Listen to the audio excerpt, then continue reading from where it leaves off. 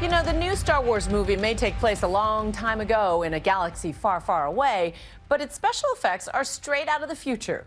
Rogue One fans have been dazzled by the big screen space battles and alien encounters, but perhaps most thrilling was the seamless resurrection of an actor who's been dead for more than 20 years.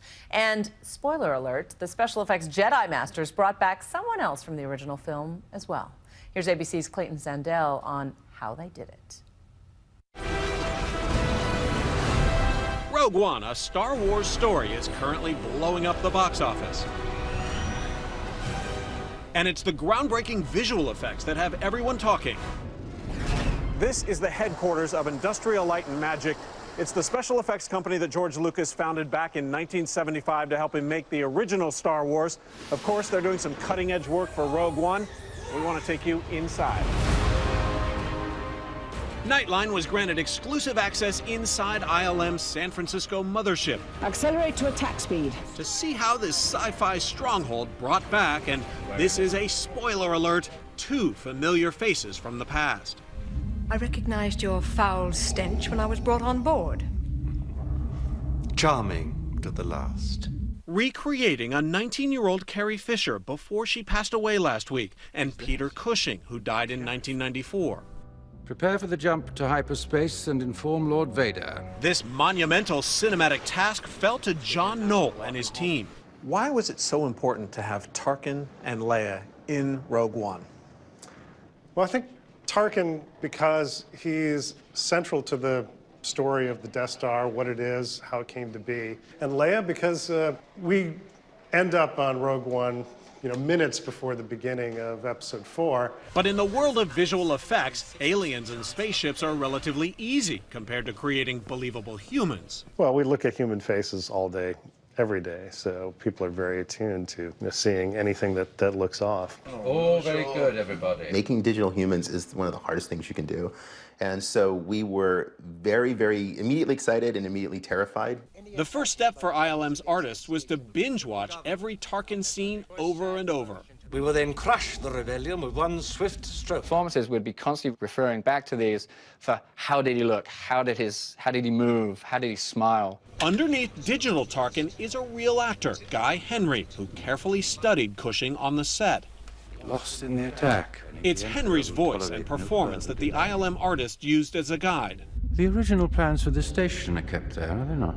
The process we would take to create a shot like this, the first thing we do is we shoot the live action plate photography. This is with Guy Henry as our performer on set, and he's dressed in full costume.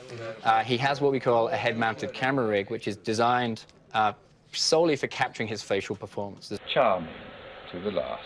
This is the earliest test. It's the first time we ever saw Guy's motion transferred onto Guy's model and then put onto Tarkin's an early likeness. The problem is Cushing's performance and Henry's performance didn't always match. That required painstaking, sometimes frame-by-frame adjustments, constantly refining the most subtle details you can imagine, like lips. The original plans for this station are kept there, are they not? So if you look at the corner of his mouth, see how they kind of peel Yes. apart?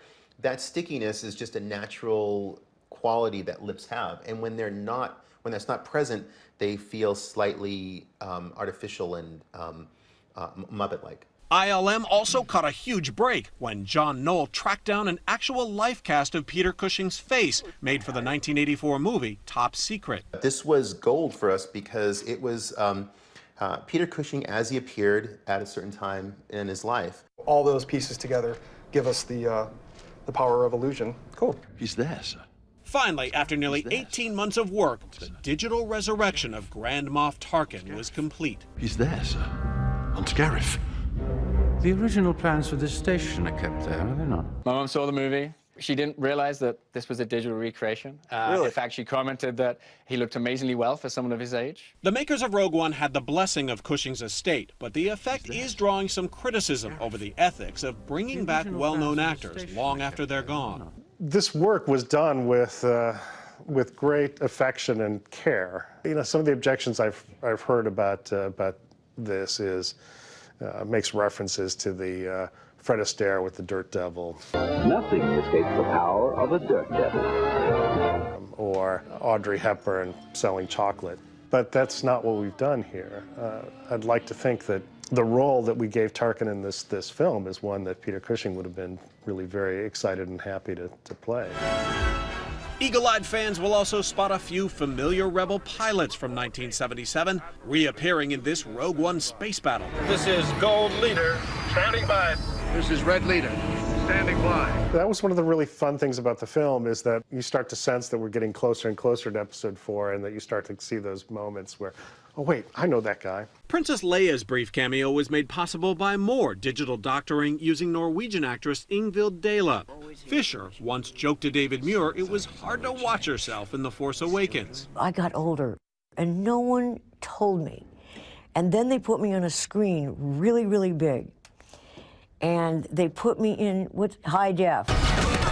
But before she died, Fisher gave Rogue One a thumbs up. Did Carrie Fisher see the final scene? It was also done with the permission of Carrie Fisher as well, that she was involved in the process, and she saw the final result and she loved it. Star Wars has always pushed the technological envelope to some degree. The first Star Wars film represented a revolution in visual effects techniques. I think it's entirely appropriate that we be using the Star Wars films to move the bar. For Nightline, I'm Clayton Sandell in San Francisco.